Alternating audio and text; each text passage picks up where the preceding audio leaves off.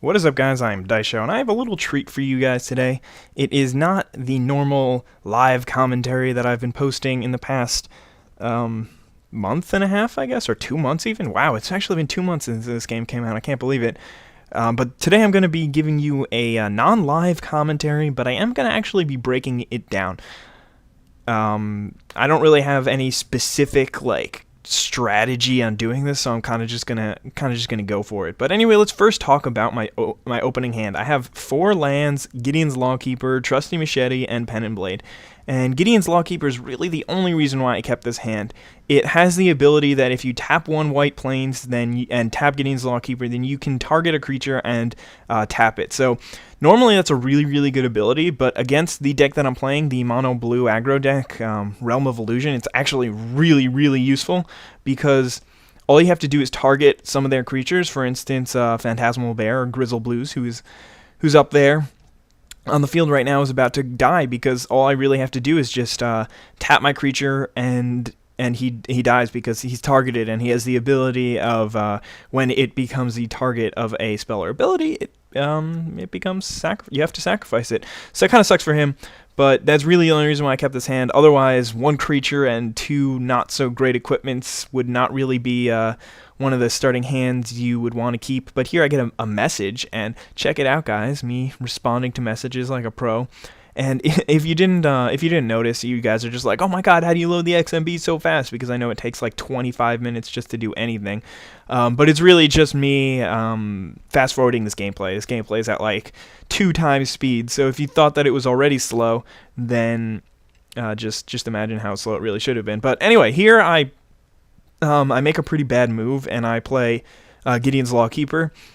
What I should have done was played Strider Harness, and then that way I could have just equipped Gideon's Lawkeeper with Strider Harness the next turn, but it's not like I was going to swing in ever with Gideon's Lawkeeper with the Trusty Machete on him. It was just not going to happen. I mean, unless he didn't play a creature, then I guess I would have swung in.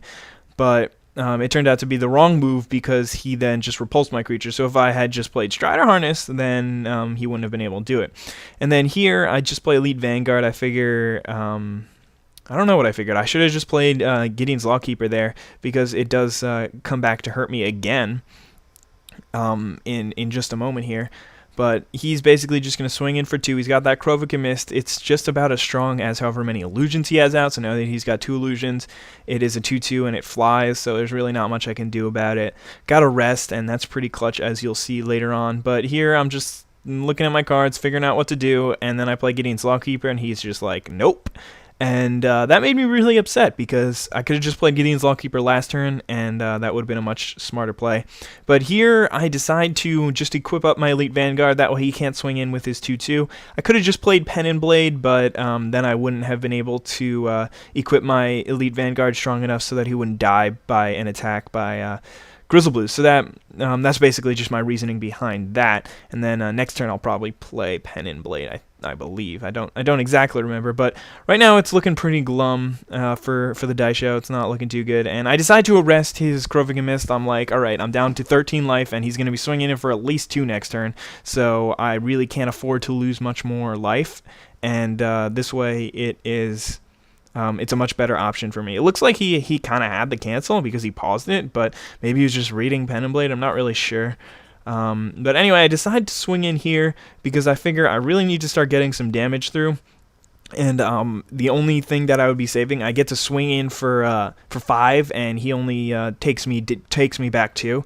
So it still hurts me. And then I end up drawing this card, which absolutely saves me. So Sunspear Shikari is a 2/2 for 2 cost, and it has the ability of when it's equipped, it has First Strike and Lifelink. So there's no other way to explain it other than that it just utterly saved me this game. I was down. I was about to lose, and then I just pull this card off the top, and I swing in.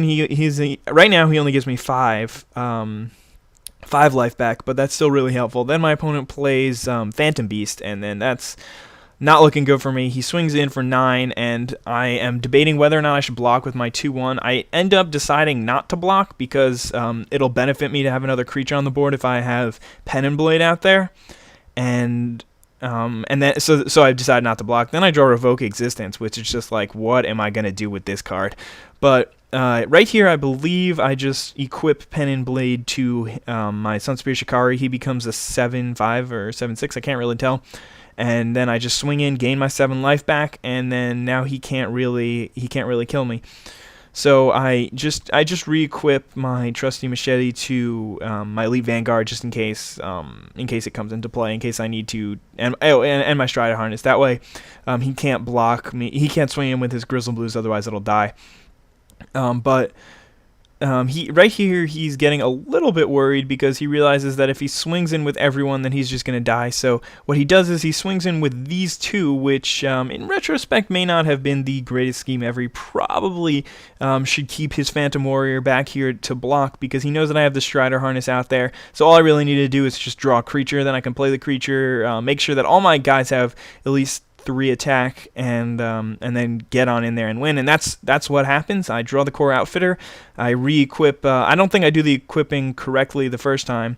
I was planning on just giving everything to Sunspear Shikari, but then I realized that all I have to do is give all of my creatures 3 toughness because he only has 3 life. I mean 3 power because he only has 3 life left. So this is just me thinking. This is how long it took me to think because I was doing it in slow motion. But anyway, I decided.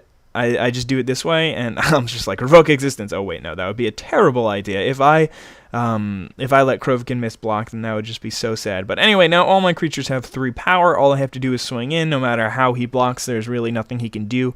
He's just gonna go down to 0 life and die.